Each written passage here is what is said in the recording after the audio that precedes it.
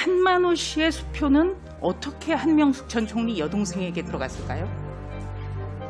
그건 제가 어떻게 들어갔죠? 수표에 발이 달렸을까요? 수표에 의원님. 발 달렸습니까? 전 진지하게 묻고 있습니다. 대답해 주시죠. 좀 네. 심하다는 생각이 듭니다. 뭐가 심하죠? 사실을 왜곡하십니까? 사실을 왜곡해요? 바로 장관님이 사실 왜곡하고 계실 거예요. 자,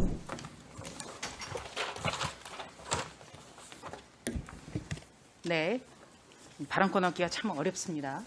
법원처장님, 법원행정처장님 좀 예. 여쭤볼게요. 우리나라 최고 법원이 대법원이죠.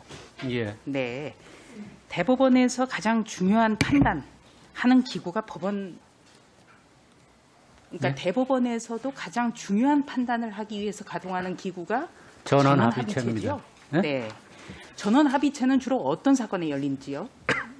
전원합의체는 첫째, 그 소부에서 의견 일치가 이루어지지 않은 사건, 둘째, 사회적으로 중요한 의미가 있다고 생각되는 사건, 셋째, 기존의 판례를 변경해야 할 사건.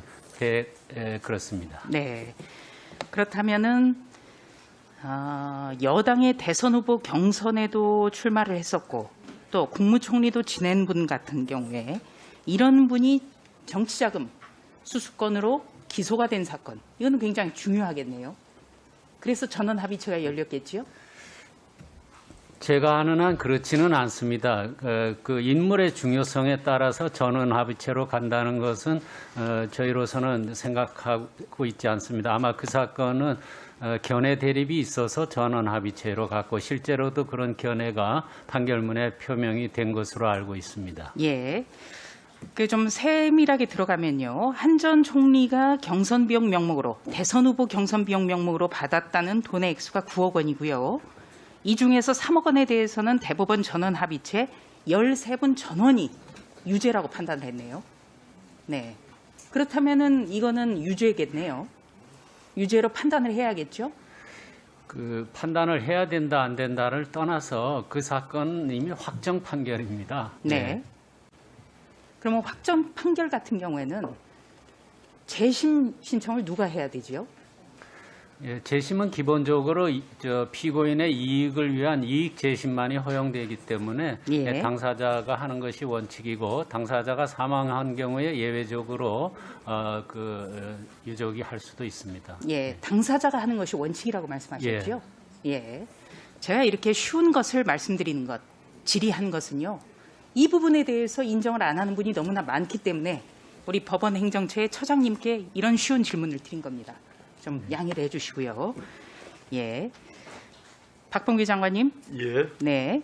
이 사건에서는 흥미로운 것이 한명숙 전 총리에게 건네줬던 돈 일부 1억 원의 수표가 한명숙 전 총리 여동생에게 들어갔습니다.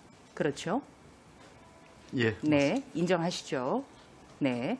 그러면은 한만호 씨의 수표는 어떻게 한명숙 전 총리 여동생에게 들어갔을까요?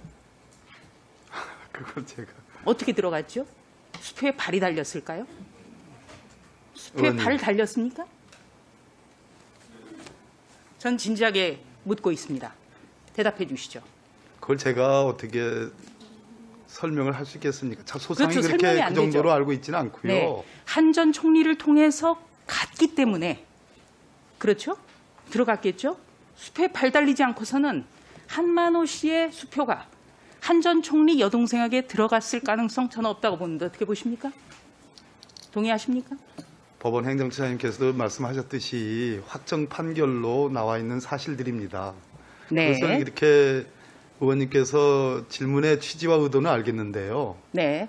자, 묻는 좀- 데만 답변해 주세요. 좀 네. 심하다는 생각이 듭니다. 뭐가 심하죠? 뭐가 심합니까? 저는 아주 쉬운 상식에 대해서 오늘 제가 그 확정 질의하고 판결을 부정하는 건 아니지 않습니까? 확정 판결을 부정하지 않는다면 수사지휘권 발동 왜 하셨습니까? 다른 면이라는 것을 오늘 여러 차례 자. 거쳐서 말씀드렸습니다. 자, 설을 앞둔 1999년 2월 6일 날 이런 사건이 있었습니다. 이날 새벽 4시쯤에 전북 완주군 삼례동 나라슈퍼에 3인조 강도가 침입을 했어요. 그래서 할머니의 손발을 묶고 입과 코에 테이프를 결박해서 이 할머니가 결국은 사망을 한 겁니다. 그렇죠? 네.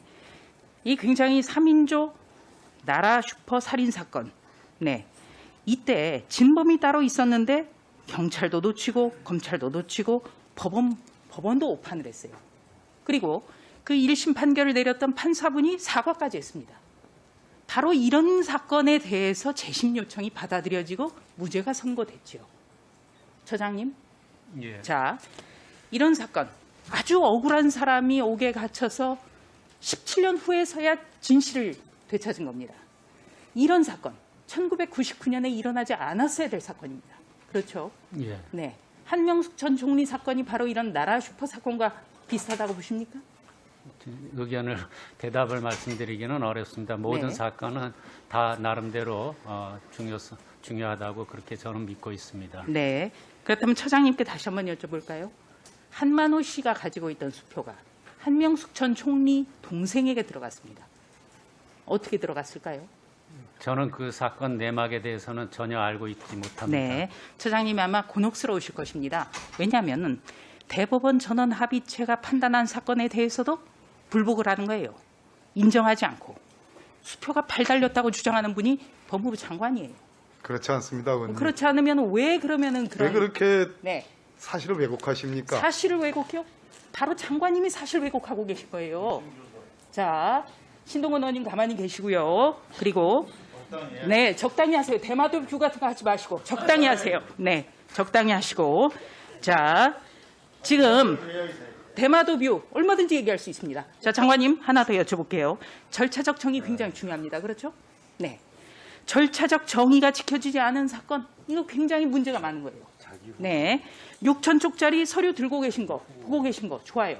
그러면 그 서류 뭉치 속에 김학의 불법 출국 금지와 관련한 수사 기록은 보셨습니까? 절차적 정의 중요하잖아요. 그 그렇죠? 사건은 아직 수사가 끝나지 않았습니다, 의원님. 네.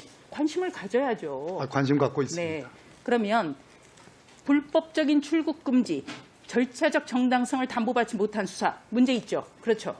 제가 이렇게 표현했습니다. 왜 절차적 정의를 바로 세우는데 자, 그 길게 말씀하지 마시고 지금 12초 남았으니까 온 짧게. 국민의 공분을 샀던 왜 김학의 사건이어야 했느냐라고 그러면 제가 절차적 여러 차례 정의는 대상을 말씀을 가려야 드렸습니다. 됩니까? 네? 절차적 정의는 대상을 가려야 됩니까? 그렇지는 않습니다만은 그렇지 않다면 절차적 정의가 왜곡된 사건은 여럿 있습니다. 검찰개혁위원회 소속이라는 변호사가 연루돼 있다는 의혹이 강해요. 언론 보도 많이 나오고 있습니다. 그렇죠? 네. 이거 잘 보셔야 돼요. 이런 거. 아무리 나쁜 사람이라도 절차적 정의를 지키지 않으면 안 되는 거예요. 아시겠습니까? 네, 의원님의 절차적 정의에 대한 말씀 동의하시죠? 공감 가는 면이 있습니다. 공감하는 면이 아니라 공감하셔야 돼요. 강요하지 마십시오. 네, 수고하셨습니다.